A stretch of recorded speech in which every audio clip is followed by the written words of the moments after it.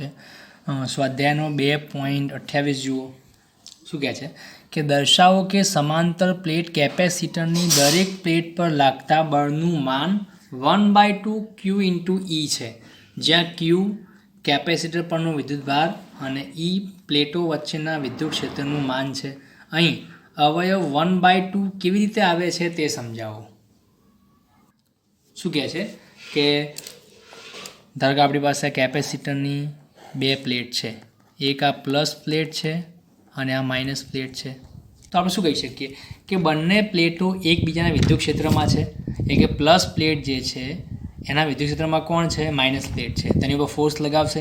એ રીતે માઇનસ પ્લેટના વિદ્યુત ક્ષેત્રમાં કોણ છે? પ્લસ પ્લેટ છે. બરાબર, કેમ કે બંનેની પાસે પોતાનું વિદ્યુત ક્ષેત્ર છે, તો બંને એકબીજા ઉપર ફોર્સ લગાડે છે. અને આ જે બળનું માન છે, માની લો કે આ પ્લેટ 1 છે અને આ પ્લેટ 2 છે. ક્લિયર? તો ન્યૂટનનો ગતિનો નિયમ શું કહે છે કે ભાઈ F12 is equal two minus F21. બરાબર, બંને પ્લેટ એકબીજા પર સમાન મૂલ્યનું અને વિરુદ્ધ દિશામાં બળ લગાડે છે. બરાબર, ઓકે. તો હવે આ શું કહે છે કે ભાઈ સાબિત કરો કે આ દરેક પ્લેટ મતલબ એક પ્લેટ બીજા ઉપર કેટલું બળ લગાવે, એનું માન કેટલું છે? 1/2 Q ઇન્ટુ E છે. તો આપણે ફોર્સમાં ફક્ત કેટલી ક્વોન્ટિટી જોઈએ છે? Q અને E જોઈએ. બરાબર, જ્યાં Q શું છે? એનો ચાર્જ છે અને E શું છે? બે વચ્ચેનું વિદ્યુત ક્ષેત્ર છે E. ક્લિયર? અને Eનું ઇક્વેશન આપણને ખબર છે કે બે પ્લેટ વચ્ચે Eનું ઇક્વેશન કયું હતું? Sigma upon epsilon not. Clear? તો આપણે આ પ્રૂવ કરવું છે. ચલો, તો એના માટે આપણે શું કરીએ? તો માની લઈએ કે આપણે કોઈ ચાર્જને આપણે પ્લેટ 1 થી પ્લેટ 2 પર લઈ જવો છે, અથવા તો પ્લેટ 2 થી પ્લેટ 1 ઉપર લઈ જવો છે. બંનેમાં કાર્ય તો ઇક્વલ થવાનું છે આપણે. બરાબર, ઓકે. માની લો કે બે પ્લેટ વચ્ચેનું અંતર ધારો કે સ્મોલ d જેટલું છે અને બંને પ્લેટનું ક્ષેત્રફળ ધારો કે a જેટલું છે. ક્લિયર? તો અહીંયા આપણે એવું લખી શકીએ, ધારો કે બે પ્લેટની વચ્ચે આપણે વિદ્યુતભારને ગતિ કરાવીએ છીએ. માની લો કે પ્લેટ 2 ઉપરથી આપણે ધન વિદ્યુતભારને પ્લેટ 1 તરફ લઈ જઈએ છીએ, પણ એ માટે પહેલાં ધારો કે સૂક્ષ્મ સ્થાનાંતર ડેલ્ટા એક્સ જેટલું કરાવીએ છીએ. એ દરમિયાન આપણે કેટલું કાર્ય કરવું પડશે? તો વિદ્યુતભારને પ્લેટની વચ્ચે ડેલ્ટા એક્સ જેટલું સૂક્ષ્મ સ્થાનાંતર કરવું પડતું કાર્ય કેટલું થાય? તો W બરાબર F into delta X. Clear? Okay. અને એ જે કાર્ય થયું એ શું બની ગઈ? વિદ્યુતભારની સ્થિતિ ઉર્જા બની ગઈ. હવે આપણને ખબર છે કે કેપેસિટરની બે પ્લેટ વચ્ચે જે ઉર્જા છે સ્થિતિ ઉર્જાના ફોર્મમાં પણ હોય છે અને વિદ્યુત ઉર્જાના ફોર્મમાં પણ હોય છે. અને આપણે લાસ્ટ એક ઇક્વેશન જોયું હતું, બરાબર, કે વિદ્યુત ઉર્જાના ફોર્મમાં એટલે કે વિદ્યુત ક્ષેત્રના ફોર્મમાં સૂત્ર કયું છે? ઉર્જાનું સંગ્રહ પામેલું. તો અહીંયા તમને જો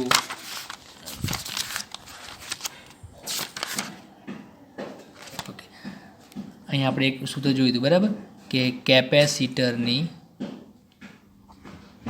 બે પ્લેટ વચ્ચે વિદ્યુત ક્ષેત્રના સ્વરૂપમાં સંગ્રહિત ઉર્જાનું સૂત્ર શું હતું? UE ઉર્જા ઘનતા હતી. ક્લિયર? આ કોના બરાબર હતી? તો ઉર્જા ભાગ્યા કદ A ઇન્ટુ ડેલ્ટા એક્સ. તો કદ કેટલું કહેવાની અંદર? તો એરિયા પ્લેટનો A છે અને કેટલું સ્થાન તમે કરાવ્યું? ડેલ્ટા એક્સ જેટલું. તો આ શું થાય? Half epsilon not into E square હતું આ સૂત્ર. બરાબર, તો ટોટલ કાર્ય કેટલું થવાનું આની અંદર? તો U બરાબર half epsilon not E square into આને આ બાદ લઈ જાઓ A into delta X. Clear? તો ડેલ્ટા એક્સ સ્થાનાંતર કરવા માટે આપણે આટલું કાર્ય કરવું પડ્યું, જેની સ્થિતિ ઉર્જા કહેવાતી હતી. ક્લિયર? ઓકે. તો આ બંનેને ઇક્વલ કરી નાખીએ, નંબર 1 અને નંબર 2. ફરીથી જુઓ, પ્લેટની એટલે કે બે પ્લેટની વચ્ચે આપણે જો ચાર્જને ડેલ્ટા એક્સ જેટલું સ્થાનાંતર કરાવીએ વિદ્યુત ક્ષેત્રની વિરુદ્ધ દિશામાં, બરાબર, તો કેટલું કાર્ય થાય? W બરાબર F ઇન્ટુ ડેલ્ટા એક્સ. અને એ જે કાર્ય કર્યું આપણે એ શું બની જઈ? એ વિદ્યુતભારની સ્થિતિ ઉર્જા બની ગઈ. અને આપણે સૂત્ર ભણ્યા સ્થિતિ ઉર્જાનું કે કેપેસિટરની બે પ્લેટ વચ્ચે વિદ્યુત ક્ષેત્રના સ્વરૂપમાં સંગ્રહ પામતી ઉષ્મા કઈ હતી? તો UE. આને આપણે શું કહેતા હતા? ઉર્જા ઘનતા. યાદ હોય તો ઉર્જા ઘનતા UE કોના બરાબર હતી? તો કે ઉર્જા ભાગ્યા કદ. અહીંયા કદ કેટલું થાય? તો કેટલું કાર્ય કર્યું આપણે કદ કેટલા કદનું તો એરિયા એ જેટલો છે પ્લેટનો અને અહીંથી આપણે ડેલ્ટા એક્સ જેટલું આગળ લઈ ગયા તો કેટલું કદ આપણે કવર કર્યું તો એરિયા મલ્ટીપ્લાઇડ બાય સ્થાનાંતર delta X is equal to half epsilon not into E square થાય. ચલો કદને આ બાજુ લાવી દો તો આ સૂત્ર મળશે અને 1 અને 2 બંને ઇક્વલ થવાના બરાબર. આ જે કાર્ય થઈ છે ઉર્જા બની જવાની તો ઇક્વેશન 1 ઇઝ ઇક્વલ ટુ 2 તો એફ ઇન્ટુ ડેલ્ટા એક્સ બરાબર half epsilon naught E square into A into delta X. બંને બાજુ ડેલ્ટા એક્સને આપણે કેન્સલ કરી નાખીએ તો F is equal to half epsilon naught E square into A. આટલું મળ્યું.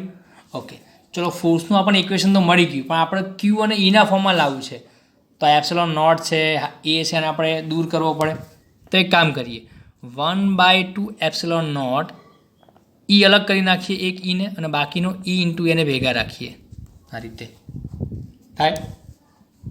ઓકે ચલો હવે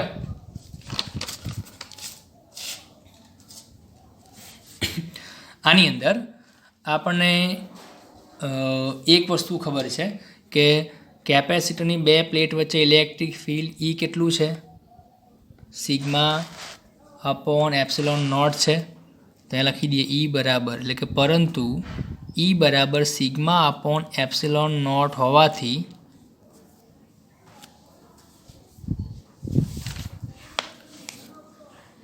એફ શું લખાશે 1/2 એપ્સિલોન નોટ 0 એમના એમ બરાબર અને ઈને શું લખી દેવાનું sigma upon epsilon naught E into A થાય. એક ઈને ચેન્જ કર્યો આપણે અને એક ઈ એમને એમ રહેવા દઈએ છીએ. ચલો એપ્સિલોન નોટ કેન્સલ થઈ ગયો ક્લિયર. સિગ્મા ઇન્ટુ એ આ ચેક કરો સિગ્મા ઇન્ટુ એ શું કહેવાય ચાર્જ ક્યુ કહેવાય કેમ કે ક્યુ બરાબર સિગ્મા ઇન્ટુ એ લખતા હતા આપણે ક્લિયર. તો શું આવશે 1/2 ક્યુ ઇન્ટુ ઈ થઈ ગયું. તો આ આપણું ઇક્વેશન છે કોનું છે ફોર્સનું બળનું. કોનું બળ છે આ તો એક પ્લેટ બીજી પ્લેટ પર જે ફોર્સ લગાવે છે ને આ એ જ છે ક્લિયર. ઓકે તો આ રીતે આપણે કાર્ય અને ઉર્જા જે હતી બંનેને આપણે ઇક્વલ કરી નાખીએ અને આ શોધી શકીએ છીએ. ઓકે હવે શું કહે છે કે આ 1/2 અવયવ કેવી રીતે આવે છે સમજાવો. તો 1/2 અવયવનું કારણ શું છે તો કે કેપેસિટરની બે પ્લેટ વચ્ચે electric field sigma upon epsilon not છે અને બહાર કેટલું છે 0. કેપેસિટરની બંને બાજુ બહારનો જે વિસ્તાર છે ત્યાં ઇલેક્ટ્રિક ફિલ્ડ કેવું હોય 0 હોય છે ક્લિયર. તો અહીંયા આપણે એવરેજ ફોર્સ કાઢવો છે સરેરાશ બળ કેટલું થાય તો કે અહીંયા બળ લગાવે છે પણ પ્લેટો ઉપર ઇલેક્ટ્રિક ફિલ્ડ. ઇલેક્ટ્રિક ફિલ્ડની એવરેજ વેલ્યુ કેટલી આવે એક બાજુ 0 છે અને બીજી બાજુ વચ્ચેના ભાગમાં સિગ્મા અપોન એપ્સિલોન નોટ છે તો શું થાય એની એવરેજ લેવી પડે અને એવરેજ તમે લો છો તો શું આવે 0 plus sigma upon epsilon not divide by 2 આવું થાય એવરેજ. આ બાજુ ઇલેક્ટ્રિક ફિલ્ડ 0 છે આ બાજુ સિગ્મા અપોન એપ્સિલોન નોટ છે બેનો સરવાળો ભાગ્યા 2 કરવું પડે તો 1/2 નીચે આવશે આ રીતે ક્લિયર. તો 1/2 શું બતાવે છે સરેરાશ વિદ્યુત ક્ષેત્ર બતાવે છે average electric field clear. Okay તો મોસ્ટલી જેટલા પણ આપણા ફોર્મ્યુલા છે ઉર્જાના અને બળના જેમાં 1/2 આગળ ફેક્ટર આવતો હોય ને એ દરેકમાં 1/2 શું બતાવતું હોય છે મોસ્ટલી એવરેજ વેલ્યુ બતાવતી હોય છે સરેરાશ બરાબર. સ્વાધ્યાયનો 2.29 ગોળાકાર કેપેસિટરમાં બે સમકેન્દ્રીય ગોળાકાર સુવાહકને યોગ્ય અવાહક ટેકાઓ વડે તેમના સ્થાનો પર જકડી રાખેલા હોય છે જે આકૃતિમાં દર્શાવેલ છે. દર્શાવો કે ગોળાકાર કેપેસિટરનું capacitance C = 4πε0 R1 R2 divide by R1 - R2 વડે અપાય છે જ્યાં R1 અને R2 અનુક્રમે બહારની અને અંદરની સપાટીની ત્રિજ્યાઓ છે ક્લિયર. મેં તમને આગળ વાત કરી હતી કે અલગ અલગ પ્રકારના કેપેસિટર હોઈ શકે છે. એક આપણો સિંગલ ગોળો એક સુવાહક ગોળો તમે લો છો એ પણ એક પ્રકારનું કેપેસિટર જ છે પણ એની જે કેપેસિટી છે ચાર્જ સ્ટોર કરવાની એ બહુ ઓછી હોય છે. એટલા માટે આપણે શું કર્યું કે એની પાસે એક બીજો ગોળો લાવી દીધો બરાબર જેની પાસે માઇનસ ચાર્જ છે. તો આ રીતે જો બે સુવાહકો પ્લસ અને માઇનસ ચાર્જવાળા પાસે પડેલા હોય ને તો ગોળાની જે કેપેસિટી છે સ્ટોર કરવાની એ વધી જાય છે સંગ્રહ કરવાની વિદ્યુતભારનો, બરાબર. ઓકે, તો આ રીતે આપણે સમાંતર પ્લેટ કેપેસિટર બનાવ્યું, પછી નળાકાર કેપેસિટર બનાવ્યું, પછી બે ગોળાઓ એકબીજાની અંદર સંપાત કરી કેન્દ્રને ગોળાકાર કેપેસિટર બનાવ્યું. ક્લિયર? ઓકે, તો આવું બનાવવાની જરૂર કેમ પડી આપણે? તો એક ગોળાની કાં તો એક સુવાહકની કેપેસિટી લિમિટેડ છે, બરાબર. એક હદ કરતાં વધારે ચાર્જ એની અંદર સ્ટોર કરી શકાતો નથી, કેમ કે આસપાસનું જે માધ્યમ છે એનું આયનીકરણ થઈ જાય છે, બરાબર. પણ જો આપણે વધારે ચાર્જનો સ્ટોર કરવો છે તો એક રસ્તો કયો છે? તો કે બીજો ક્યાંકથી સુવાહક લાવો અને એને માઇનસ ચાર્જ આપી દો અને બંને પાસે મૂકી દો, તો આવા ચાર્જ બની જશે ગોળાઓ. ક્લિયર? ઓકે, તો એવા જે કેપેસિટર છે એ અલગ અલગ પ્રકારના હોય છે. અત્યાર સુધી આપણે કયું કેપેસિટર જોયું? સમાંતર પ્લેટ કેપેસિટર જોયું. મોટાભાગના એક્ઝામ્પલ પણ એના જ છે, બરાબર. આ દાખલો થોડો અલગ છે એના કરતાં. આની અંદર કયું કેપેસિટર છે? ગોળાકાર કેપેસિટર. પણ એક સિંગલ ગોળો નથી, બરાબર. એક નાનો ગોળો છે, કવચ છે, એક નાનું કવચ છે અને એના સમકેન્દ્રીય રીતે ઉપર બીજું એક કવચ મૂકેલું છે, અને આ બંને જે કવચો છે ને એને બંને વચ્ચે ટેકા આપી અને એને આપણે આ રીતે સ્થિર રાખેલ છે. ક્લિયર? ઓકે, તો આ રીતે બંને કવચો ઉપર તમને વિદ્યુતભાર આપેલો છે. આ તમને ફિગરમાં આપેલું છે, બરાબર. કે આ જે બહારનો જે મોટો ગોળો છે એની ત્રિજ્યા કેટલી છે? R1 છે. અંદરનો નાના ગોળાની ત્રિજ્યા કેટલી છે? R2 છે. R1 ઉપર કયો ચાર્જ છે? પોઝિટિવ ચાર્જ છે, પ્લસ ક્યુ ચાર્જ છે. અને અંદરનો જે નાનો ગોળો છે R2 ત્રિજ્યાની અંદર કયો ચાર્જ છે? માઇનસ ચાર્જ છે. ક્લિયર? તો થઈ ગયો કેપેસિટર ગોળાકાર. તો કેપેસિટર બનવા માટે કઈ કન્ડિશન જરૂરી છે? તો કે બે સુવાહકો ઉપર પરસ્પર વિરુદ્ધ વીજભાર હોવો જોઈએ અને બંને સુવાહકોની સપાટીઓ પરસ્પર સમાંતર હોવી જોઈએ, પેરેલલ હોવી જોઈએ. તો અહીંયા તમે ચેક કરો કે આ બંને જે ગોળાઓ છે એની જે સપાટી પરસ્પર કેવી છે? સમાંતર જાય છે. આ રીતે જુઓ, પેરેલલ. ક્લિયર? અને એક ઉપર પ્લસ અને બીજા પર માઇનસ છે. તો કેપેસિટર બનવા માટે બસ આ જ જરૂરી છે કે બે સુવાહક પર અલગ અલગ વીજભાર હોવો જોઈએ અને બંને સપાટીઓ પરસ્પર સમાંતર હોવી જોઈએ. ક્લિયર? તો આ થઈ ગયું આપણું કેપેસિટર. હવે શું કહે છે કે ભાઈ આનું જે કેપેસિટન્સ છે ને એ આ સૂત્ર ઉપરથી અપાય છે, 4πε0 R1 R2 upon R1 minus R2. R1 R2 શું છે? ત્રિજ્યાઓ છે બે અલગ અલગ ગોળાની, બરાબર. આપણે એક વસ્તુ ખબર છે કે જો એક સિંગલ સુવાહક હોય એક જ ગોળો, તેનું સૂત્ર કયું હતું? C બરાબર 4πε0 into R. આ સૂત્ર આપણે આગળ જોઈ ગયા, બરાબર. ક્યાંથી લાયા હતા એ પણ તમે આગળ જૂનું વિડીયો તમે રિપીટ કરશો તો ખબર પડશે. તો એક જ ગોળો હોય તો એની ત્રિજ્યા એક જ હશે, તો એના માટે R છે. પણ આ રીતે બે સમકેન્દ્રીય ગોળાઓ હોય તો R શું બની જવાનો? તો R1 R2 divide by R1 minus R2. Clear? આટલો ચેન્જ આવી ગયો બે સુવાહકના કારણે. ઓકે, તો હવે તમે એનું આપણે કેપેસિટન્સ શોધવું છે. કઈ રીતે મળશે? તો ફર્સ્ટ આપણે લઈએ કે ઇલેક્ટ્રિક ફિલ્ડ ક્યાં હશે? તો કે ઉપરના ગોળામાં પ્લસ છે, નીચે માઇનસ છે, તો આ રીતે +2 માઇનસ ઇલેક્ટ્રિક ફિલ્ડ હશે આ રીતે.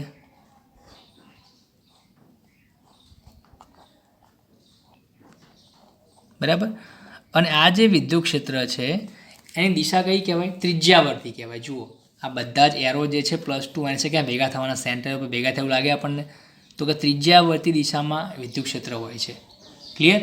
ઓકે, હવે ચેક કરો કે ઇલેક્ટ્રિક ફિલ્ડ જે છે અહીંયા એ ક્યાં ક્યાં હોય છે અને કોના કારણે છે, બરાબર. ઓકે, તો આપણે કામ કરીએ, ગાઉસના નિયમનો ઉપયોગ કરીએ. તો કે આ જે બંને ગોળાઓ છે એની અંદર આપણે એક નાનું ગાઉસિયન પૃષ્ઠ લઈ લઈએ. ગોળો એક વિચારીએ ગાઉસનો, બરાબર. તો આ રીતે અંદરના વિસ્તારમાં એક ગાઉસિયન પૃષ્ઠ વિચારીએ. તો આ ગાઉસિયન પૃષ્ઠની અંદર કેટલો વીજભાર ઘેરાય છે? તો કે 0. અંદર તો ક્યુ છે જ નહીં, કેમ ક્યુ તો બહારની સપાટી ઉપર છે આ રીતે. તો અંદર ઇલેક્ટ્રિક ફિલ્ડ કેવું કહેવાય? 0. બરાબર. યાદ રાખજો કે ગાઉસના પ્રમેય પરથી નાના ગોળાના કવચની અંદર ઇલેક્ટ્રિક ફિલ્ડ કેવું છે? 0. ક્લિયર? ચલો, પછી મોટા ગોળાના કવચની બહારના વિસ્તારમાં પણ ઇલેક્ટ્રિક ફિલ્ડ 0 છે. એના માટે શું કરવું પડે? તો કે આ જે મોટો ગોળો છે એની બહાર આપણે આ રીતે ગાઉસિયન પૃષ્ઠ લઈ લઈએ. ક્લિયર? તો આ ગાઉસિયન પૃષ્ઠની અંદર કેટલો વીજભાર ઘેરાય છે?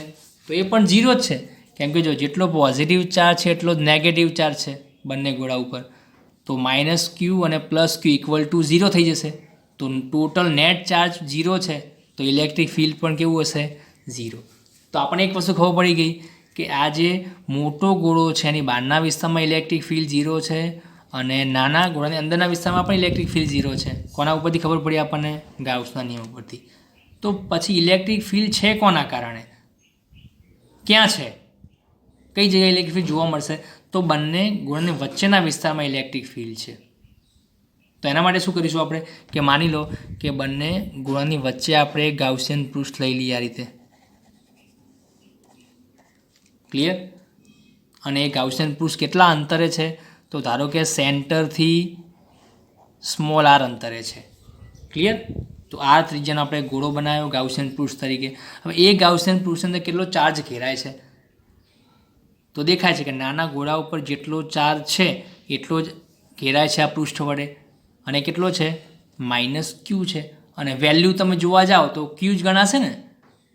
આ તો પ્રકાર છે +q ને -q, પણ જો વેલ્યુ જોવા જાઓ તો કે ગોળા પર કેટલો ચાર્જ છે? q છે. ક્લિયર? હવે તમે વિચારી શકો કે r જેટલા અંતર ઇલેક્ટ્રિક ફિલ્ડ કેટલું હશે? તો કે આ જે નાના ગોળો છે એનો બધો ચાર્જ જાણે કે સેન્ટર ઉપર કેન્દ્રિત થયેલું માની શકાય. અને એ એના કેન્દ્રથી r જેટલા અંતરે કેટલું થાય? તો હવે આ જે નાનો ગોળો છે આપણું કેવું કામ કરશે? બિંદુવત વિદ્યુતભારનું કામ કરશે. અને એ બિંદુવત વિદ્યુતભારથી r જેટલા અંતરે ઇલેક્ટ્રિક ફિલ્ડ કેટલું હોય? તો જુઓ લખ્યું અહીંયા કે બંને કવચની અંદરના વિસ્તારમાં વિદ્યુતક્ષેત્ર કેવું હોય છે? ત્રિજ્યાવર્તી. પછી ધારો કે r2 ત્રિજ્યાના નાના ગોળાના કેન્દ્રથી r જેટલા અંતરે વિદ્યુતક્ષેત્ર, એટલે કે આ જે નાનો ગોળો છે r2 ત્રિજ્યાનો એનું જે સેન્ટર છે, આમ તો બંનેનું સેન્ટર એક જ છે બરાબર, ગમે તે કહો, તો એ સેન્ટરથી કેટલા અંતરે? સ્મોલ r અંતરે ઇલેક્ટ્રિક ફિલ્ડ કેટલું હશે? તો 1/4πε0 q/r², જ્યાં q શું છે? નાના ગોળા ઉપરનો ચાર્જ છે.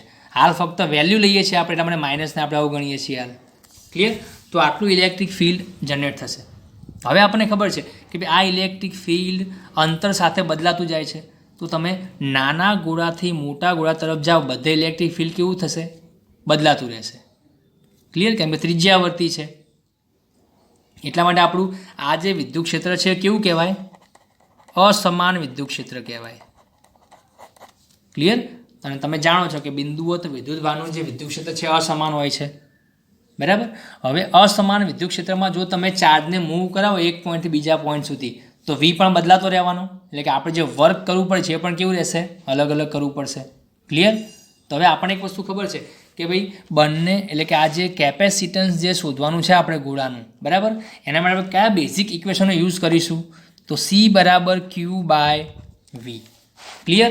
જ્યાં q શું છે? તો કોઈ પણ એક ગોળા ઉપરનો ચાર્જ. આપણને ખબર છે કે કેપેસિટરની અંદર બંને પ્લેટ ઉપર વીજવાની વેલ્યુ તો કેવી હોય છે?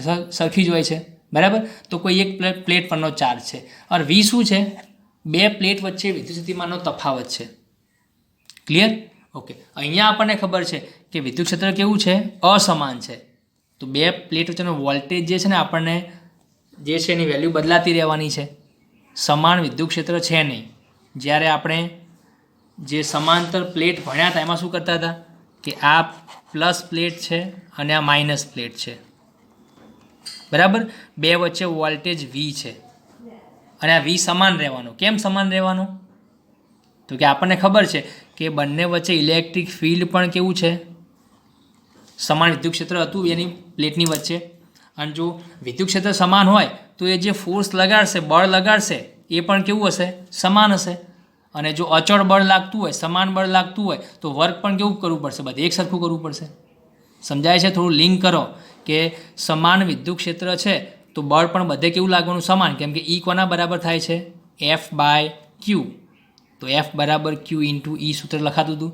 જો E સમાન છે તો F પણ કેવો કહેવાય આપણો? સમાન. F સમાન મતલબ બળ અચળ લાગે છે. અને અચળ બળનું કાર્ય તમે ગમે ત્યાં મૂવ કરાવો ચાર્જને, કેવું રહેવાનું? એક સરખું રહેશે. એટલા માટે v પણ કેવો હશે? એક સરખો. બરાબર? તો સમાન વિદ્યુત ક્ષેત્રમાં v આપણો એક સરખો હોય છે. પણ અહીંયા ચેક કરો, વિદ્યુત ક્ષેત્ર આપણું ત્રિજ્યાવર્તી છે અને આની અંદર જો આપણે ચાર્જને મૂવ કરાવીશું તો આપણું વર્ક જે છે ને એ સરખું મળશે નહીં. બધે અલગ અલગ વર્ક છે. તો પછી બે ગોળા વચ્ચે વોલ્ટેજ શોધવાનું કઈ રીતે? તો આપણને ખબર છે કે અસમાન જો વિદ્યુત ક્ષેત્ર છે તો વોલ્ટેજ શોધવા માટે આપણે શું કરીએ? તો E આપણને ખબર છે ને v શોધવો છે. તો E પરથી v કઈ રીતે મળે? તો integration a to b minus E dot D R, આ તમે જાણો છો વીબી માઇનસ વીએ. ક્લિયર? જો એથી બી સુધી આપણે મૂવ કરીએ છીએ, ગતિ કરીએ છીએ, તો ઇલેક્ટ્રિક ફિલ્ડ ઈ ડોટ ડી આર શું થશે? વી બરાબર થાય તફાવત બે વચ્ચેનો, અને વી કેટલો લખાય? વીબી માઇનસ વીએ. ક્લિયર? તો બસ આનો ઉપયોગ કરીએ અને વી મળી જાય આપણને, એ પછી આને આપણે ક્યુ બાય વી કરી નાખીએ તો આપણું કેપેસિટન્સ થઈ જશે. ક્લિયર? ઓકે. તો જુઓ અહીંયા શું લખીએ આપણે કે બંને ગોળા વચ્ચે પીડી મતલબ પોટેન્શિયલ ડિફરન્સ, સૂત્ર કયું છે? વી બરાબર માઇનસ ઇન્ટિગ્રેશન, ક્યાંથી ક્યાં જવું છે? તો કે નાના ગોળાથી મોટા ગોળા તરફ લઈ લઈએ આપણે, વિદ્યુત ક્ષેત્રની વિરુદ્ધ દિશામાં જવું પડે ને, તો R2થી લઈને R1 સુધી, કેમ કે R2 નાનો ગોળો છે, R1 મોટો ગોળો છે, બરાબર? તો આપણે એક કામ કરીએ, નાના ગોળાથી મોટા ગોળા પર ચાર્જને મૂવ કરાવીએ. તો જો ઇલેક્ટ્રિક ફિલ્ડ આ બાજુ છે અને આપણે આ બાજુ મૂવમેન્ટ કરવી છે, બરાબર? તો શું લખાશે? R2થી R1, ક્લિયર? ઈ ડોટ ડી આર, બરાબર?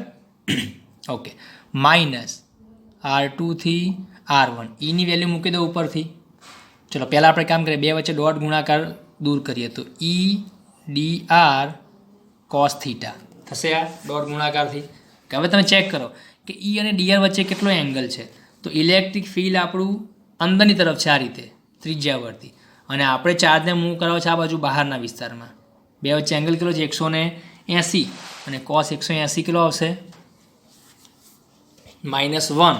એ -1 અને આ માઇનસ પ્લસ થઈ જશે. તો એ લખીએ કે ઈ અને ડી આર વચ્ચે થીટા ઇઝ ઇક્વલ ટુ 180 અને કોસ 180 -1 થશે. તો આ ફાઇનલ ઇક્વેશન કયું મળશે આપણને? વી બરાબર ઇન્ટિગ્રેશન R2થી R1 E into D R. હવે ઈની વેલ્યુ મૂકી દઉં ઉપરથી, 1/4πε0 Q/r², બરાબર? અહીંયા આવશે વી બરાબર ઇન્ટિગ્રેશન R2થી R1 1/4πε0 Q/r² into D R. કોન્સ્ટન્ટને બહાર કાઢો અને બાકીનું સંકલન કરી નાખો, તો શું બહાર નીકળશે? Q/4πε0 અચળ છે, બહાર નીકળશે. ઇન્ટિગ્રેશન R2થી R1 1/r² into D R. અને મેં તમને કહ્યું હતું સંકલન, આમ સંકલન શું થવાનું? 1/r²નું -1/r થશે. તો Q/4πε0 -1/r, લિમિટ આવશે R2થી R1. ક્લિયર? Q/4πε0 આને મૂકી દો વેલ્યુ, તો -1/r1, ઉપરની વેલ્યુ મૂકો પહેલાં, તો -1/r1, અને માઇનસ પછી નીચેની પણ માઇનસ પ્લસ થઈ જવાનું, તો +1/r2. ક્લિયર? આ રીતે આવશે. વી સાદુરૂપ આપી દેવાનું, Q/4πε0 લસા કેટલો આવશે? R1 R2, અહીંયા શું ગુણાશે? R2 ને આ બાજુ R1, પ્લસ ત્યાં રાખો તો R1 -R2 થઈ ગયો વી. ઓકે. તો બે પ્લેટ વચ્ચે આપણને પોટેન્શિયલ ડિફરન્સ મળી ગયો. હવે કેપેસિટન્સ શોધી નાખીએ, તો કેપેસિટન્સ C બરાબર Q/V, બરાબર? તો Q અને ડિવાઈડ બાય આ શું છે? વી કેટલો છે? Q/4πε0 R1 -R2 divide by R1 R2. Q cancel, આ છેદનું પદ ઉપર જાય તો શું મળશે? C બરાબર 4πε0 into R1 R2 divide by R1 -R2 થઈ ગયો કેપેસિટન્સ. ક્લિયર? ઓકે. તો આ રીતે બે સમકેન્દ્રીય ગોળાઓ મૂકીએ આપણે, તો એનું પણ આપણે કેપેસિટન્સ શોધી નાખીશું, બરાબર? કે મેઇન વસ્તુ શું હતી એની અંદર? બેઝિક ઇક્વેશનનો યુઝ કરવાનો, Q/V. Q તો આપણને ખબર છે કે દરેક ગોળા ઉપર કેટલો ચાર્જ છે. વી શોધવાનો હતો. અહીંયા વી સમાન નહીં મળે, વી અલગ અલગ છે દરેક જગ્યાએ. જુઓ, બંને ગોળા વચ્ચે વી બધે અલગ અલગ રહેવાનો છે, કેમ કે ઇલેક્ટ્રિક ફિલ્ડ અસમાન છે, બરાબર? તો ઇલેક્ટ્રિક ફિલ્ડથી વી શોધવો છે તો આપણે શું કરીશું? રેખા સંકલન સૂત્રનો ઉપયોગ કરીશું અને એનો યુઝ કરીને આપણે આગળ વધી શકીએ. ક્લિયર? તો આ રીતે કોઈ પણ પ્રકારનું કેપેસિટર નળાકાર કેપેસિટર આપે તો પણ તમે આ જ કન્ડિશનને ફોલો કરશો, બરાબર. બે નળાકાર કેપેસિટર હોય જેમ કે પેન અને રિફિલ, તો પેન અને રિફિલ શું કહેવાય? બંને સમકેન્દ્રીય નળાકાર કહેવાય. તો અંદરની રિફિલ પર પ્લસ ચાર્જ આપી દો અને ઉપરની પેન પર માઇનસ ચાર્જ આપી દો તો એ પણ કેપેસિટર બની ગયું. તો ત્યાં પણ તમારે આ જ ઇક્વેશનનો યુઝ કરવો પડશે કે +2 માઇનસ તરફ તમે જાઓ છો, વી બધે અલગ અલગ છે, બરાબર. તો તમે આના સૂત્રનો યુઝ કરવો પડશે. ઓકે, તો આ રીતે તમારે એક્ઝામ્પલ છે ગણી શકો. ઓકે, તો લાસ્ટ એક્ઝામ્પલમાં આપણે જોયું કે બે ગોળીય કવચને આપણે જો સમકેન્દ્રીય રીતે મૂકી દઈએ તો એ પણ એક કેપેસિટર તરીકે વર્તે છે અને એના જે કેપેસિટન્સનું ઇક્વેશન્સ જે છે એ આ રીતે મળશે. C = 4πε0 R1 R2 / R1 - R2. તો આપણે શું કહીશું કે ગોળીય કવચનું જે કેપેસિટન્સ છે કોના ઉપર ડિપેન્ડ કરે છે? એની ત્રિજ્યાઓ ઉપર ડિપેન્ડ કરે છે. ક્લિયર? એ જ રીતે સમાંતર પ્લેટ કેપેસિટરનું પણ સૂત્ર આપણે મેળવ્યું હતું કે C = ε0A/d. તો એ કોના ઉપર ડિપેન્ડ કરે છે? કે બે પ્લેટના એરિયા અને બે વચ્ચેના ડિસ્ટન્સ ઉપર ડિપેન્ડ કરે છે.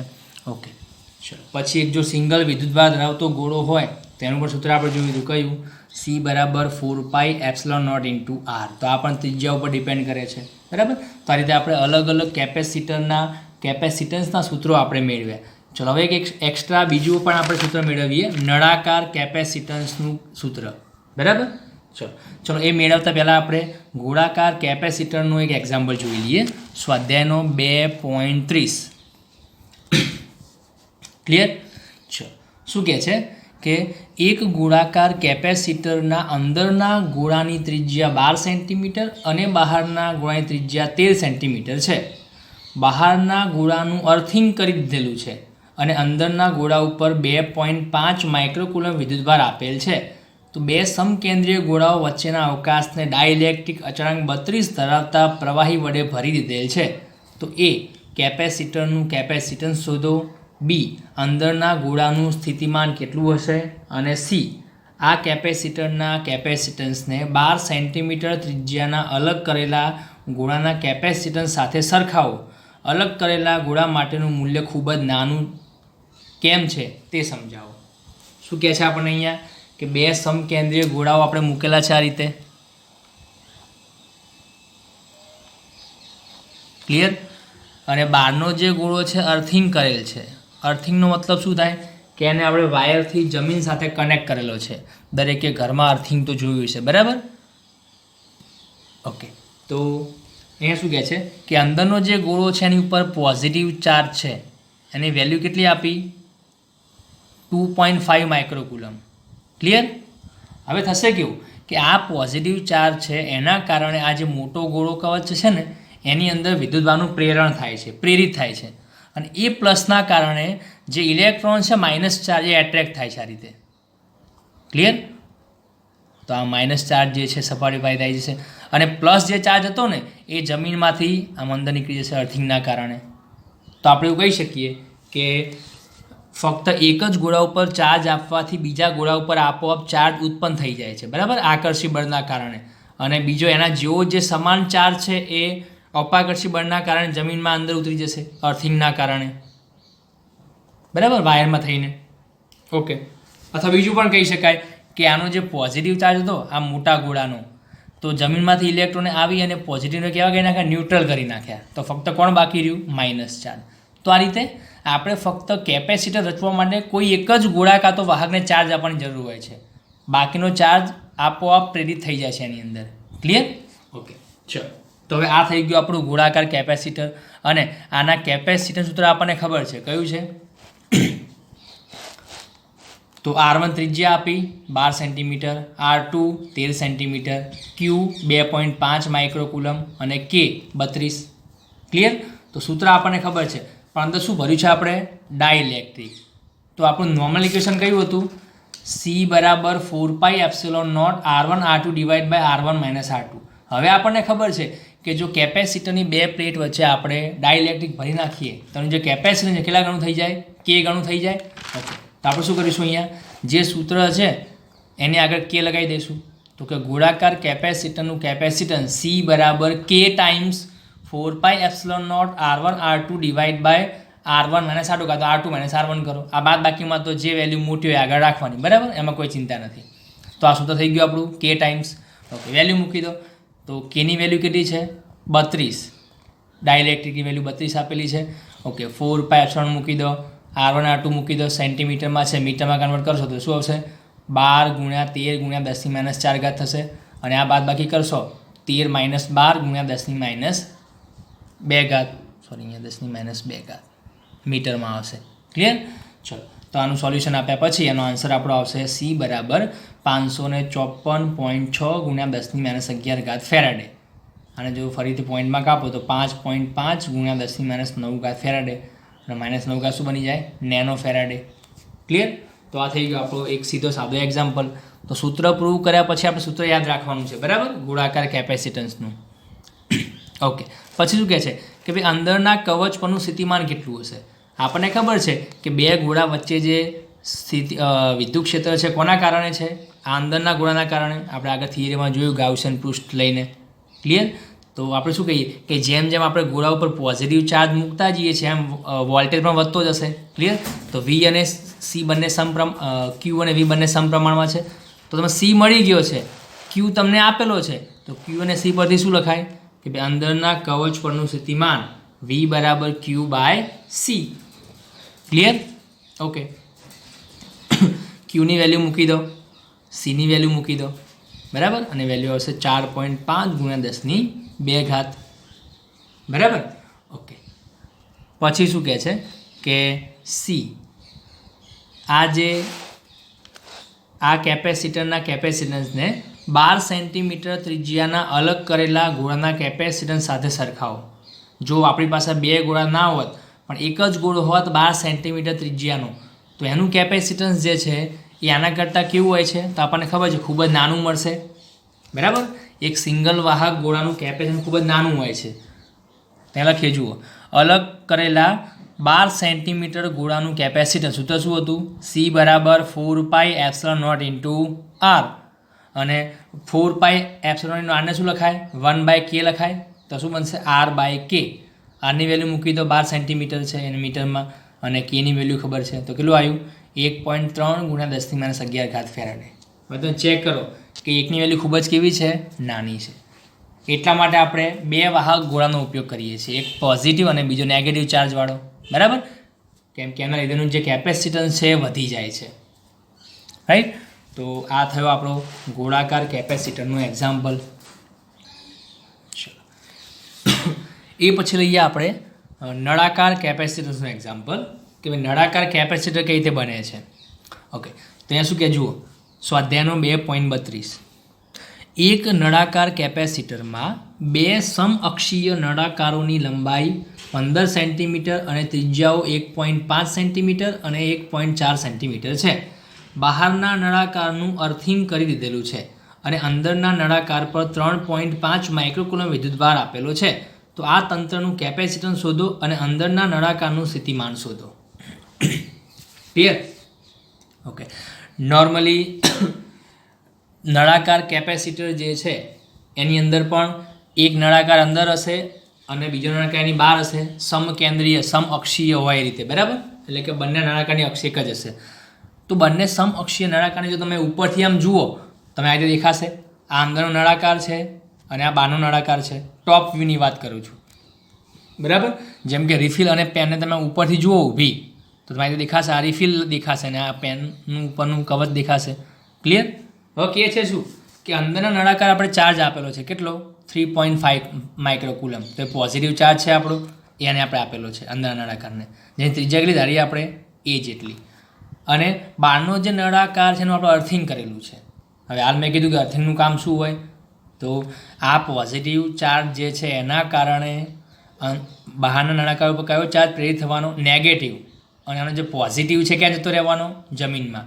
કાં તો પછી એવું વિચારી શકાય કે જમીનમાંથી ઇલેક્ટ્રોન જે છે પોઝિટિવ શું કરી નાખશે? ન્યુટ્રલ કરી નાખશે, તટસ્થ કરી નાખશે, અને આ રીતે બંને ઉપર વિદ્યુતનું વિતરણ પ્રેરિત થશે. તો કે નાના નળાકાર ઉપર +Q ચાર્જ છે એટલો ચાર્જ અહીંયા -Q રહેવાનો છે. ક્લિયર? ઓકે, અને મોટા નળાકારની ત્રિજ્યા ધારો કે B છે. ચલો, હવે ઇલેક્ટ્રિક ફિલ્ડની ડાયરેક્શન કઈ હશે? આ રીતે મળશે, પોઝિટિવ ટુ નેગેટિવ.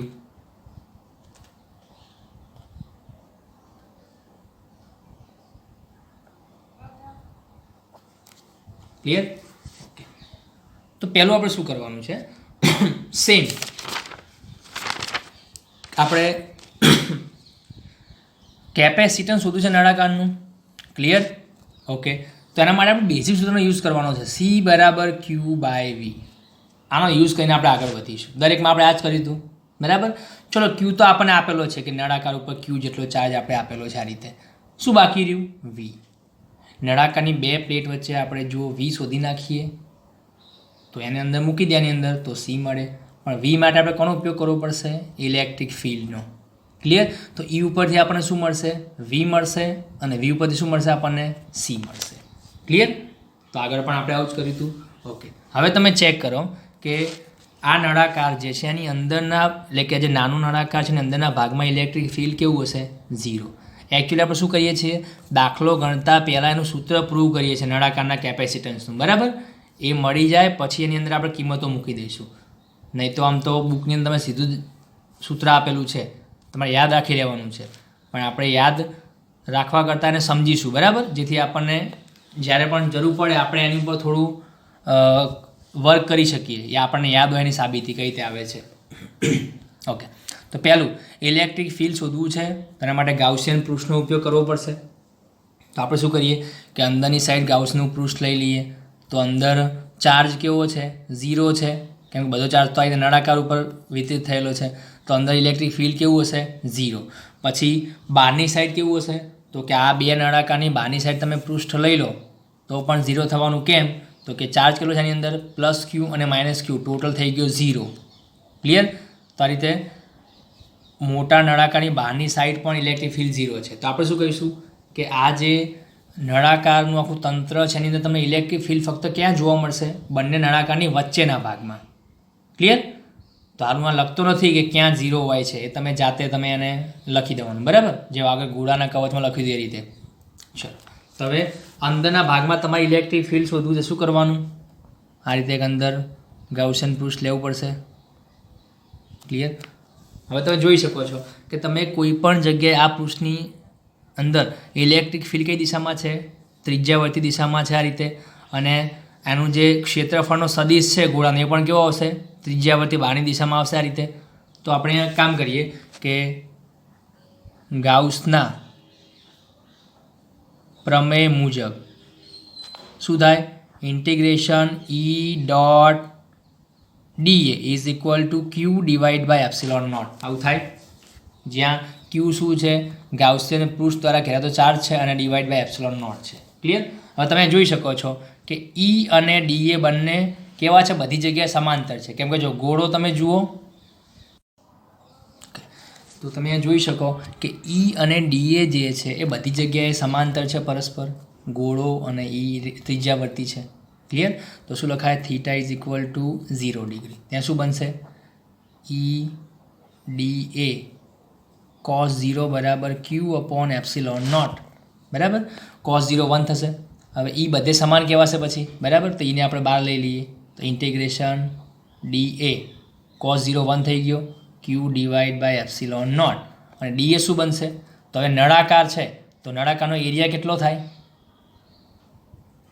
બરાબર. આમ તો ગાઉસિયન પૃષ્ઠનો આકાર કેવો હોય? તો ગોળો હોય તો ગોળા આકારનો હશે. નળાકાર છે તો નળાકાર ગાઉસિયન પૃષ્ઠ બનશે, બરાબર. તો અહીં દેખાય છે કે નળાકારની લંબાઈ ધારો કે L જેટલી છે. ક્લિયર? અને ત્રિજ્યા કેટલી છે એની? તો કે આ જે ગાઉસિયન પૃષ્ઠ આપણે વિચાર્યું એ સેન્ટરથી ધારો કે સ્મોલ r જેટલા અંતરે છે. તો નળાકારનો એરિયા શું થાય? 2πrl થાય. તો E × 2πrl is equal two Q /ε0. તો ઇલેક્ટ્રિક ફિલ્ડ E કેટલું થાય નળાકારમાં?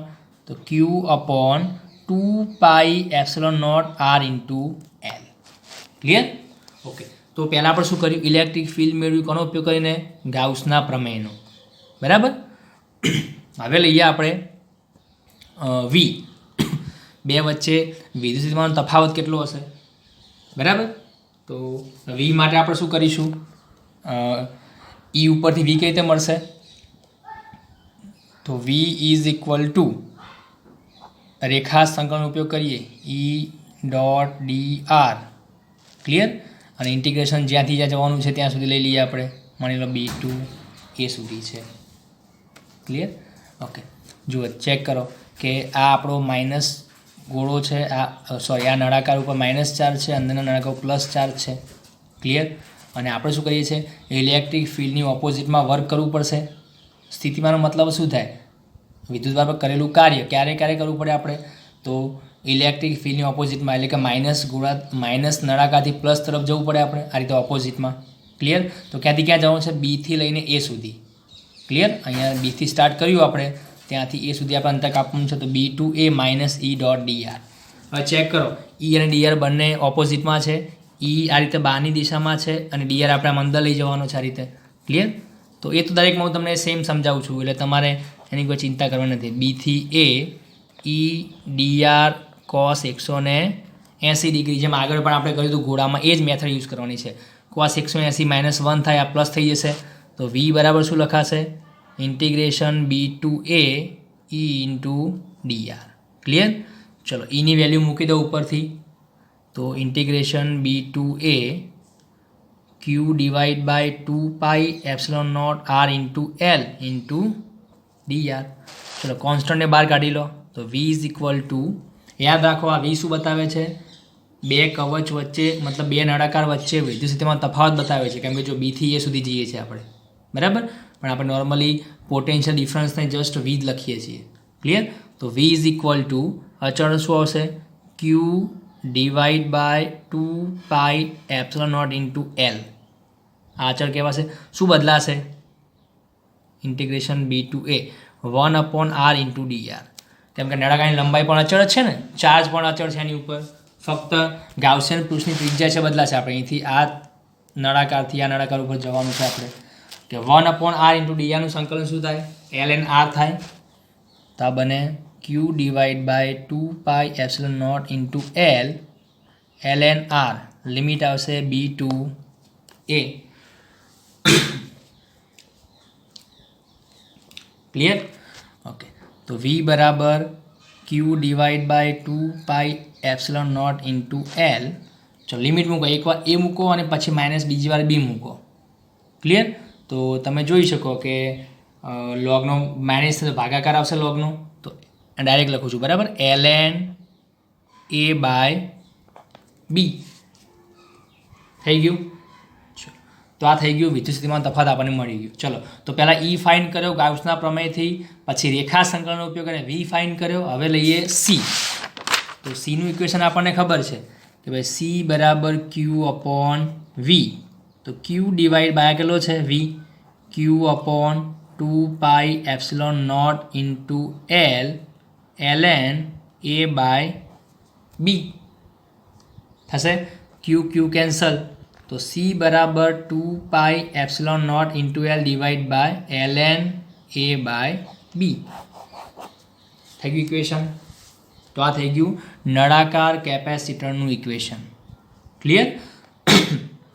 2πε0 into L divide by ln A by B. તો આ કોના ઉપર ડિપેન્ડ કરે છે, તો નળાકારની લંબાઈ ઉપર અને એની ત્રિજ્યાઓ ઉપર ડિપેન્ડ કરે છે. ક્લિયર? તો જો આપણે 4 પ્રકારના કેપેસિટરના સૂત્ર ભણ્યા.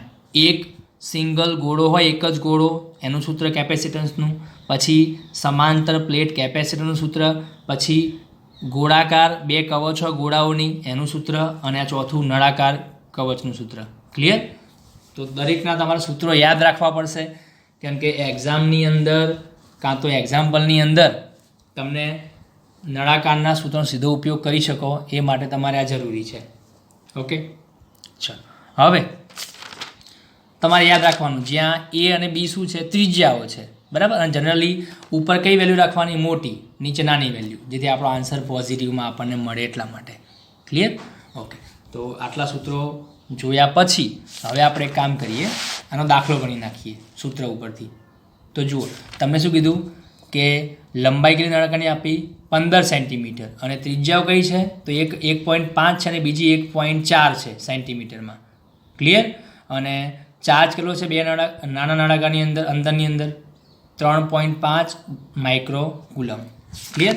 ઓકે, તો એક કામ કરીએ, અહીંયા લખી દઈએ પહેલાં કે એલ આપેલો છે 15 સેન્ટીમીટર, તો આ શું લખાશે? 0.15 મીટર લખાય. પછી એ 1.5 સેન્ટીમીટર, અને શું લખાય? 0.015 સેન્ટીમીટર લખાય. અને બી કેટલો છે? 1.4 સેન્ટીમીટર, અને શું લખાય? 0.014 મીટર. ક્લિયર? મીટરમાં. અને પછી આપ્યું ચાર્જ, ક્યુ કેટલો આપ્યો? 3.5 માઇક્રો કુલમ, એટલે કે 3.5 ગુણ્યા 10⁻6 કુલમ. ક્લિયર? ચલો, ફાઇન્ડ શું કરવું છે પહેલાં તો? નળાકાર કેપેસિટરનું કેપેસિટન્સ, તો વેલ્યુ મૂકી દો. C બરાબર 2πε0 into L divide by ln B by A અથવા ln A બાય B. બરાબર? ઓકે, હવે કામ કરીએ. 2πε0 ની જગ્યાએ આપણે જો 4πε0 લાવી દઈએ તો એની જગ્યાએ આપણે વેલ્યુ મૂકી શકીએ ને, કે ની વેલ્યુ તરીકે લઈ શકીએ. તો ઉપરની જે 2 વડે મલ્ટીપ્લાય કરો તો શું આવશે?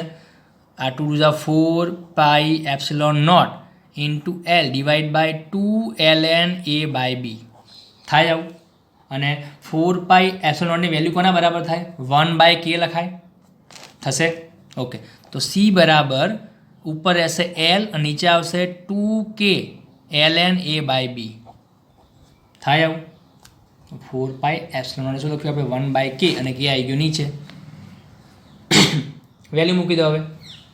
તો એલની વેલ્યુ છે 0.15 ડિવાઈડ બાય 2, કે કેટલો છે? 9 ગુણ્યા 10⁹. પછી lnને આપણે લોગમાં કન્વર્ટ કરો, નેચરલ લોગમાં, તો શું આવશે? 2.303 log એ કેટલો છે? 0.015 ભાગ્યા 0.014 થઈ ગયું. ઓકે, ચલો હવે આનું સાદુરૂપ આપી દઈએ આપણે. તો આ 9 જે છે ઉપર જશે તો માઇનસ થઈ જશે, તો એને શું લખાશે? 0.15 ગુણ્યા 10⁻9, અને આ આવશે 9 દુ 18, 18 ગુણ્યા 2.303 ગુણ્યા આનો ભાગાકાર કરો, log 15 ભાગ્યા 14 કહેવાય, અને ડિવાઈડ કરશો તો આવશે log 1.07. આ રીતે. બરાબર? 0. હવે આનો લોગ તમે જોઈ શકો છો 10 7 અને 0. યાદ રાખો, લોગ જોવા માટે ઓછામાં ઓછા 4 ડિજિટ હોવા જોઈએ. બરાબર? જો 4 ડિજિટ પૂરા ના થાય તો પાછળ 0 મૂકીને 4 પૂરા કરી નાખવાના. ઓકે, તો 10 7 અને 0. હવે લોગ જોતા મારે તમે શીખવાડવું પડે નહીં. બરાબર? દરેકને આઈડિયા હશે જ. તો હવે આનો આપણે લખી દઈએ કે 0.15 ગુણ્યા 10⁻9 ભાગ્યા 18 ગુણ્યા 2.303 ગુણ્યા 10 7 અને 0 લોગ જો તમને મળશે 0.298. બરાબર? ચલો, આનું સોલ્યુશન તમે આપશો ભાગાકાર કરીને તો આ તમને મળશે 1.2 ગુણ્યા 10⁻10 ફેરેડે. ક્લિયર? આ મળી ગઈ સીની વેલ્યુ. હવે શું કહે છે કે કેપેસિટરની 2 પ્લેટ વચ્ચે વોલ્ટેજ શોધી નાખો. તો સીધી વસ્તુ છે, કેપેસિટર શું છે? V બરાબર Q/C થી આપણને મળી જવાનો. બરાબર? Q કેટલો છે? 3.5 ગુણ્યા 10⁻6 ડિવાઈડ બાય C છે 1.2 ગુણ્યા 10⁻10, અને ભાગાકાર આવશે 2.9 ગુણ્યા 10⁴ વોલ્ટ. ક્લિયર? તો દાખલા આપણા ઇઝી છે, ઇક્વેશન તમને બનાવતા આવડવું જોઈએ અને યાદ રહી જાય તો બેટર છે. અને દાખલો જો પૂછાય તો તમારે સૂત્ર સાબિત કરવાની જરૂર નથી, સીધું તમે આ સૂત્ર એપ્લાય કરીને આગળ વધી શકો છો. ક્લિયર? પણ એકચ્યુઅલીમાં કરીશું આપણે તો જેમ ગોળા માટે સૂત્ર આપણે બનાવ્યું હતું, સાબિત કર્યું, એ રીતે આપણે નળાકાર માટે પણ સાબિત કરી નાખ્યું. ક્લિયર? ઓકે, તો આ થઈ ગયો આપણો નળાકારનો કેપેસિટરનો એક્ઝામ્પલ.